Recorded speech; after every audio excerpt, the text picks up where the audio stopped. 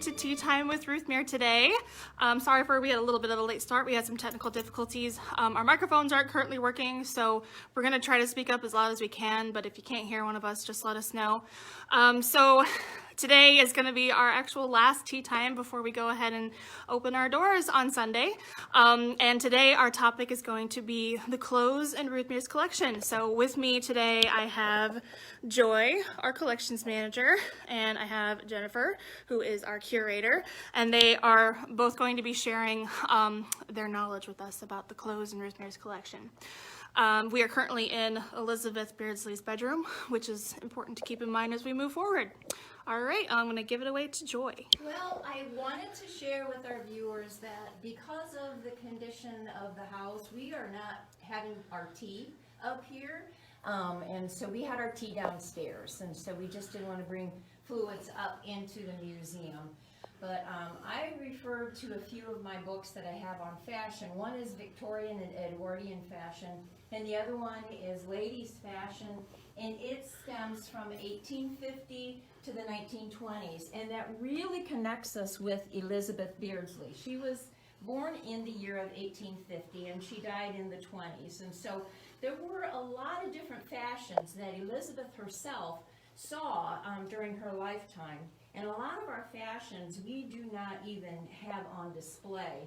So it's kind of fun that we can kind of share.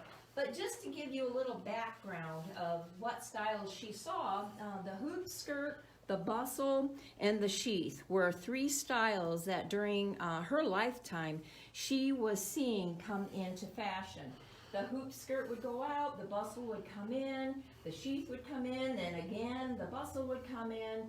And so it is just really kind of funny to see how many times the fashions changed. But we know Elizabeth is always dressing very Victorian.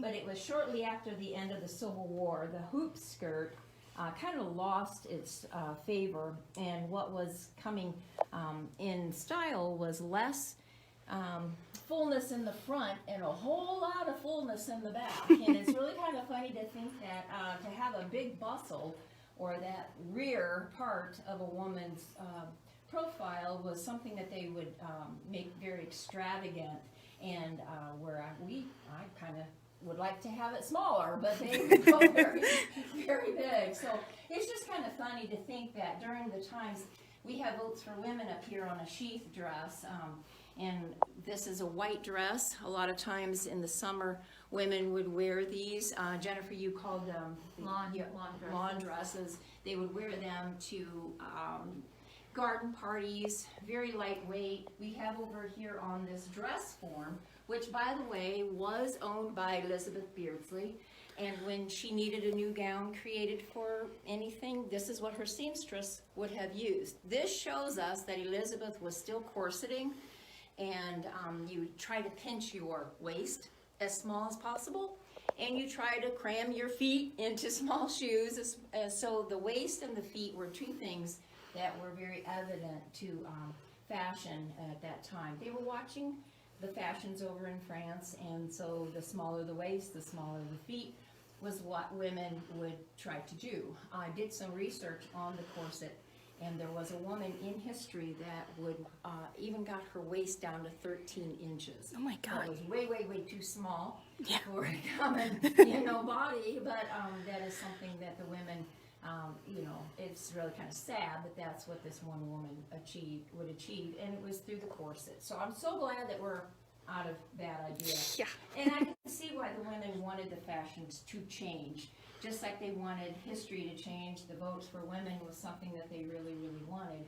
And so also they wanted the fashions to change. And they did. They went to the sheath where they no longer were showing the shape of the woman anymore. So that was kind of their way of rebelling, was saying, we're not doing this anymore. We're just going to go with the straight dress. Over on the bed, I'm very happy to say that out of storage, we did bring Nellie Knickerbocker's dress out to be viewed today.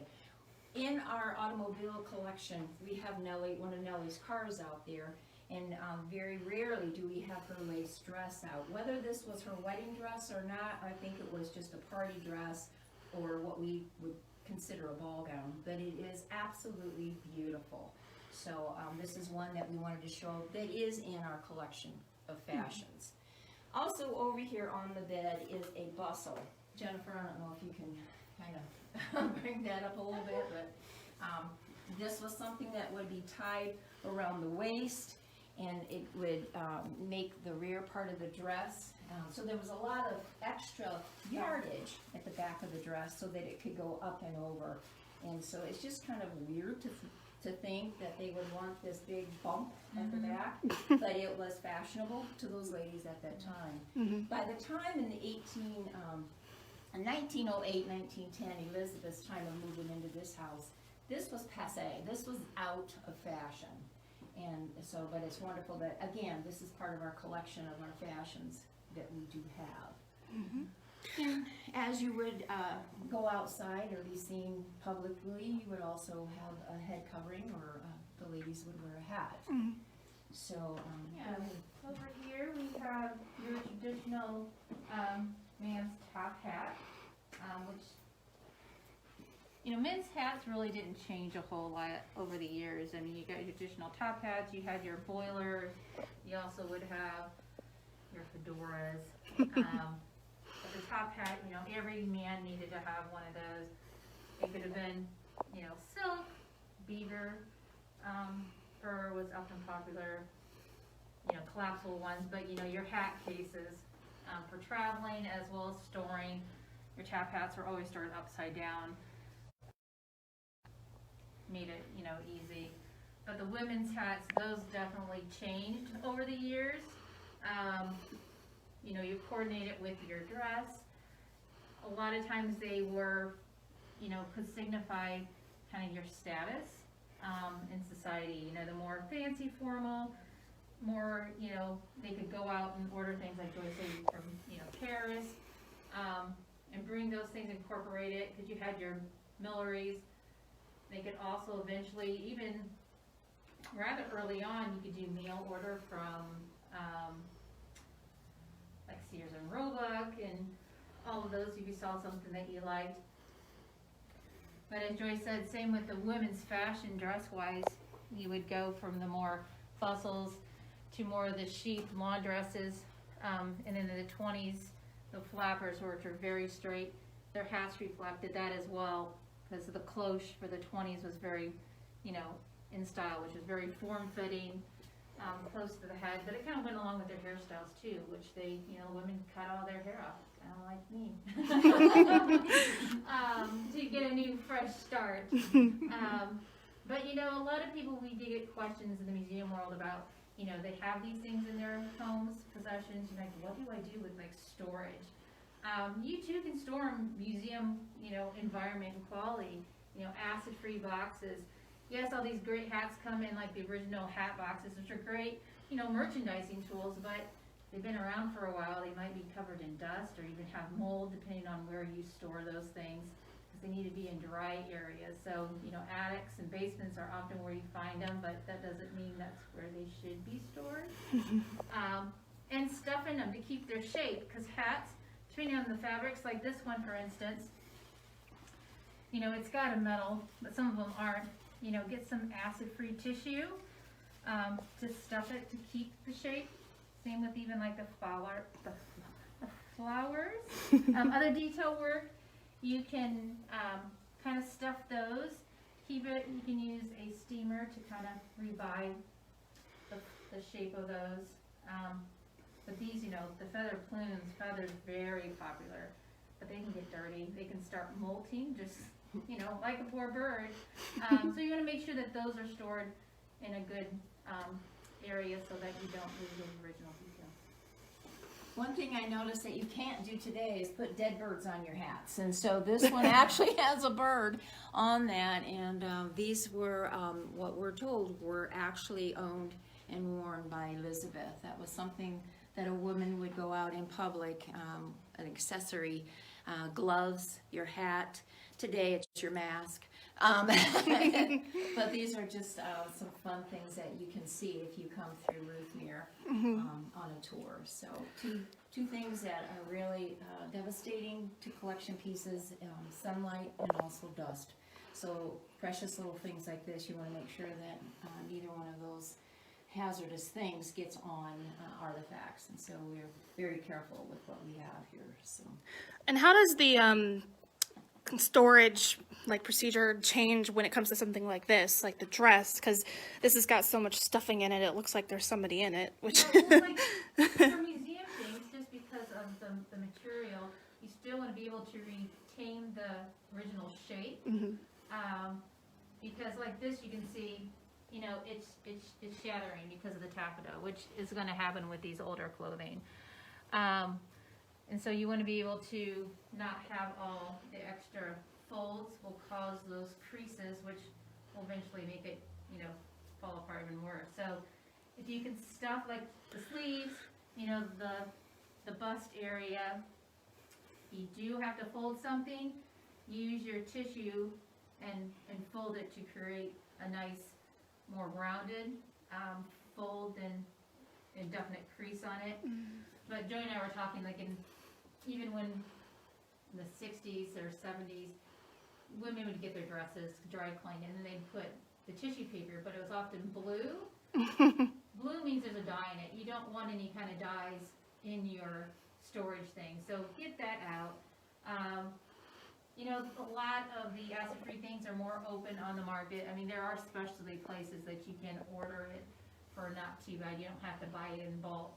But, you know, it's just important to have that soft, unbuffered tissue to display this stuff, because it'll also pick up, you know, if there's any kind of other material that might, a lot of times like buttons have metal, and then that metal will start rusting and it'll get on your fabric. Well, you don't want that to happen. If there's a safety pin on your garment, remove it as soon as possible.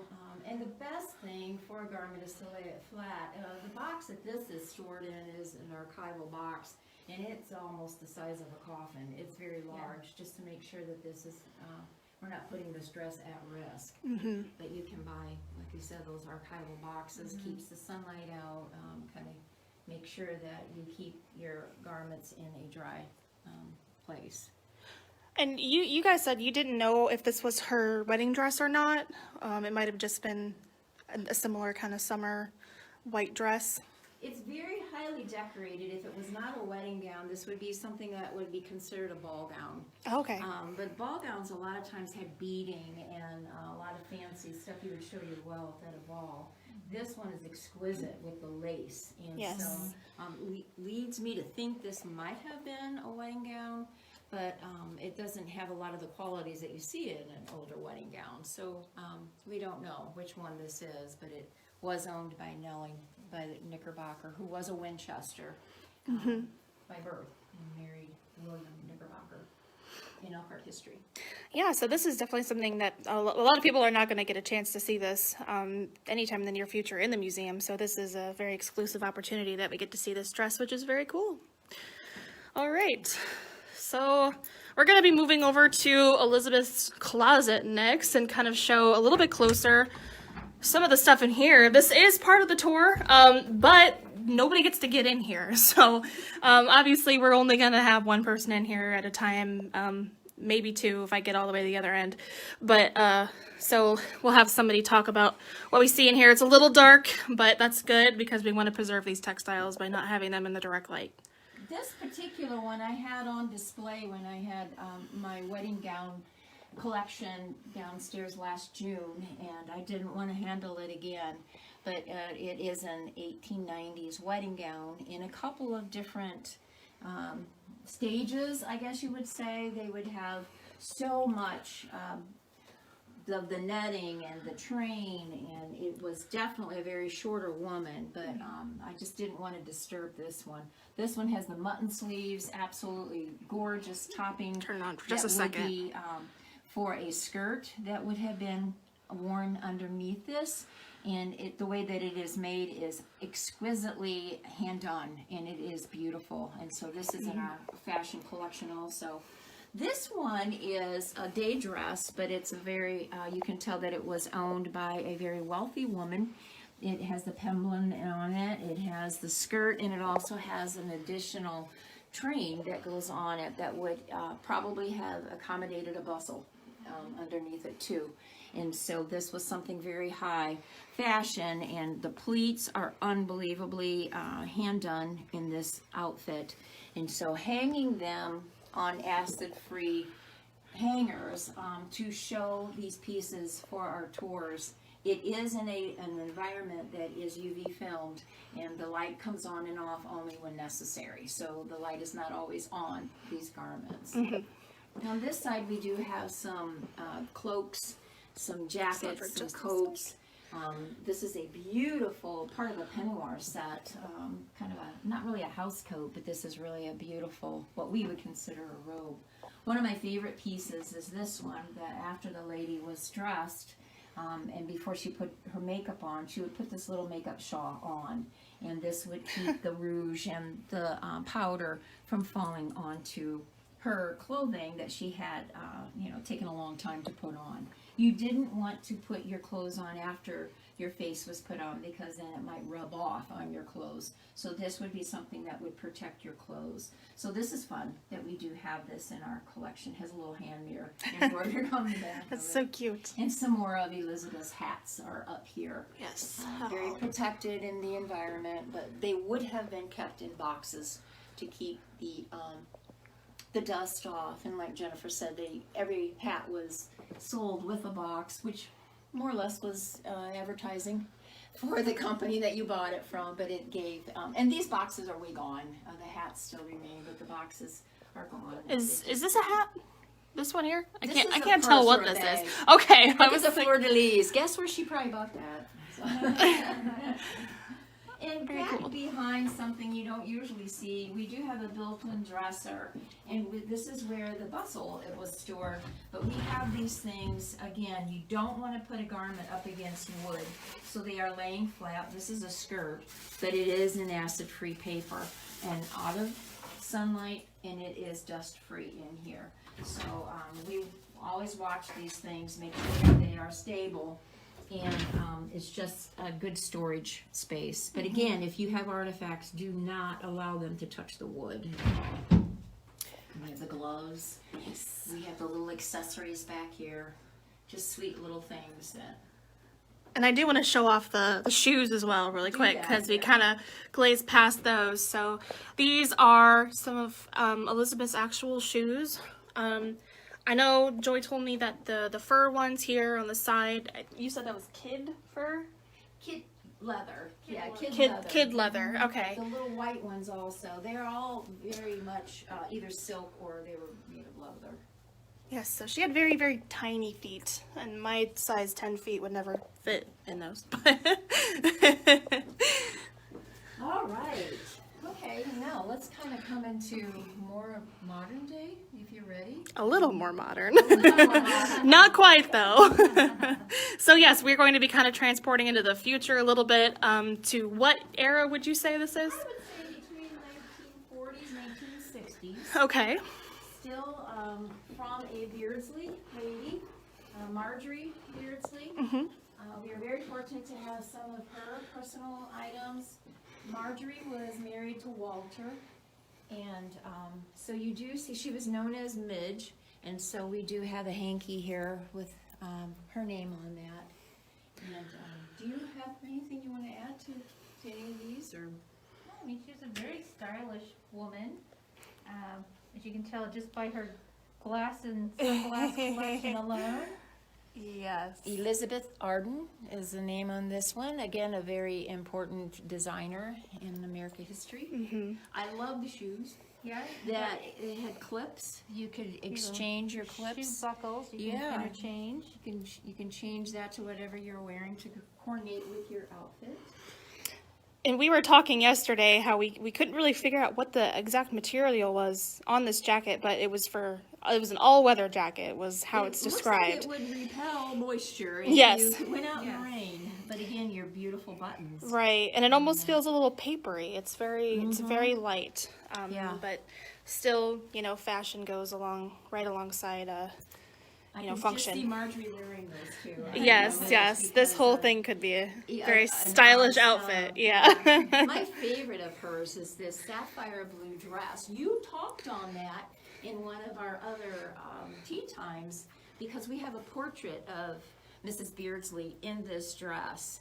And so we Yes. brought it out to show the beautiful sapphire blue lace that is in this dress. And again, this is a treat, a real treat, to show some of the fashions of Ruthmere that a lot of people just can't see a lot of times. Right.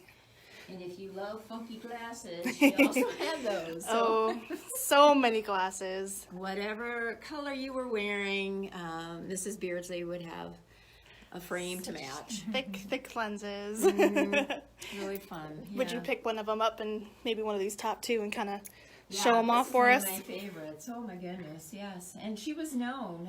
Somebody that knew her said that she remembers that the big glasses. But these were in style at that Mm-hmm. time.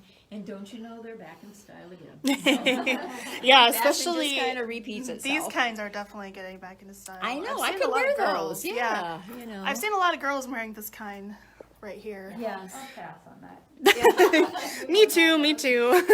One thing that we do have of Mrs. Beardsley's is some of her furs. And that would be something that would be fun to try on, but I won't, I promise. But they are also stored very nicely in a fur vault and making sure that those are fine too. So there's a lot of pieces that we have of fashion through the years that are not seen in our collection a lot of times. So this has been a little fun thing to do, is bring some of these out and show them. Yeah, and again, this blue dress, so if you go back and watch our tour of the third floor, that's the video that you're going to see the portrait of, what was her name? Margaret was her name? Marjorie Beardsley, yes. So this was the dress she was actually wearing in the portrait that you'll see during that video. So it's very cool that we actually have the one. I know you said the artist took a few liberties with the way the dress looked in the painting, but so it's not going to look exactly the same, Changed but the neckline a yes. little bit. And that might have been at Mrs. Beardsley's request. I really Right, don't right. know. But the dress itself is absolutely beautiful. But again, it is stored in tissue in an archival box. And so we keep it very stable. And that's why it looks like something you could just put on. It does. I mean, it looks very much still in fashion. Like I could see somebody wearing I this know, today. off the shoulder. Yes, very beautiful. All right. Did you guys have anything else you wanted to add? If anybody has any questions, now's the time to go ahead and let us know in the comments. I love the way that our closets are designed here. They're very large. They go back very far, especially the one in here in the guest room that could accommodate the guest trunks, perhaps, that would come here, and also gave extra storage to the homeowners if they needed to put off-season clothes into a storage area, something like that. So closets were the rage, gone were the wardrobes, and so this family could afford to put in closets, because a lot of times closets were considered a room, and you were taxed by how many rooms you had, but that wasn't a problem to the Beardsleys. So we have wonderful closets where the light comes on, Yes, and wonderful storage for our artifacts yet today. definitely. Anything you want to add? I don't think so. Okay. Not to put you on the spot or anything. I was letting people have a chance to, if they wanted. Right, yeah. So please continue to feel free to ask any questions in the comments. We'll get back to you later on about those. But thank you again, you guys, so much for joining us for all these tea times. This is the last one for the foreseeable future since we are opening on Sunday. Our opening day on Sunday is going to be a free family day / flag day, so we're going to be giving out free little mini flags. And that is from 1 to 4 at Ruthmere only. The Havilah Beardsley house is going to be closed on that day. So, and we do ask that all of our visitors that do come are wearing face masks when they come to our doors. So just a heads up on that if you do end up visiting have it us. fashionable. Yes, have it fashionable. We love fashion here, so if you wear fashionable face masks, They get in free. no. Well, okay, yeah, everybody does on Sunday, but after Sunday, no.